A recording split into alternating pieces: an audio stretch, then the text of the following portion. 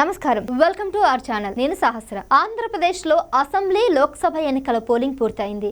ఎన్నికల్లో పోటీ చేసిన అన్ని పార్టీల నాయకులు గెలుపు ధీమాతో ఉన్నారు. పలు నియోజకవర్గాల్లో ఓడిపోతామని ముందే తెలిసిన ఆ నాయకులు పైకి మాత్రం మేకపోతు గాంభీర్యంతో నేనే గెలుస్తా అంటూ వారి అనుచరులు కార్యకర్తల దగ్గర చెప్తున్నారు.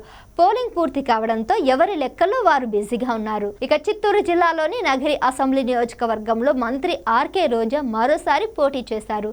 హ్యాట్రిక్ మీద కోటి ఆశలు పెట్టుకున్న మంత్రి రోజాను సొంత పార్టీ వైసీపీలోని కొందరు నాయకులు ముంచేశారని నగరి ప్రజల ముందు చర్చించుకుంటున్నారు. ఆవిడ సినీ నటిగా తన గ్లామర్ తో మొదటిసారి అతి తక్కువ మెజారిటీతో ఎమ్మెల్యే అయిన రోజా తర్వాత రాను రాను ప్రత్యర్థి పార్టీ నాయకులకు చుక్కలు చూపించారు. గుడ్డి కన్నా మెల్లమేలు అనే సామెతతో మొదటిసారి కంటే రెండోసారి కొంచెం ఎక్కువ మెజారిటీతో తెచ్చుకున్న ఎమ్మెల్యే అయిన ఆర్కే రోజాకు అడ్డుకట్ట వేసే నాయకులు కరువైనారు. రోజా రెండోసారి ఎమ్మెల్యే అయిన తర్వాత ఆంధ్రప్రదేశ్ లో వైసీపీ ప్రభుత్వం రావడంతో పాటు సీఎం జగన్ సపోర్ట్ ఫుల్ గా ఉండడంతో రోజా హవా మొదలైందని వైసీపీ నాయకులు ఆరోపిస్తున్నారు. తరువాత నగరిలో రోజా తీరులో ఆమె ప్రవర్తనలో మార్పు వచ్చిందని ప్రజలు ఆరోపించడం మొదలుపెట్టారు.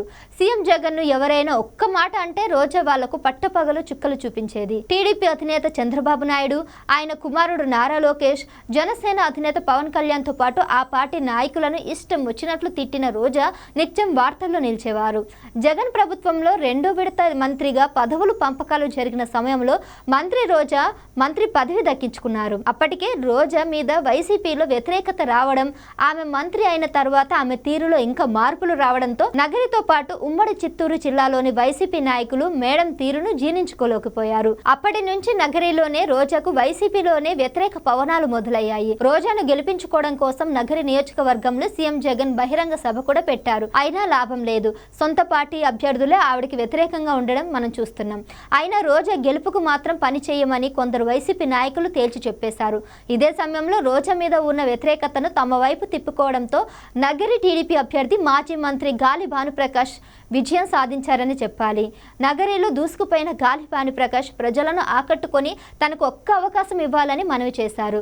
మొత్తం మీద నగరిలో సోమవారం జరిగిన పోలింగ్ తీరు, అదే రోజు రాత్రి నుంచి నగరి నియోజకవర్గం ప్రజలు మాట్లాడుకుంటున్న తీరు గమనిస్తే గాలి భానుప్రకాష్ విజయం సాధిస్తారని టీడీపీ నాయకులు, కార్యకర్తలు ధీమా వ్యక్తం చేస్తున్నారు.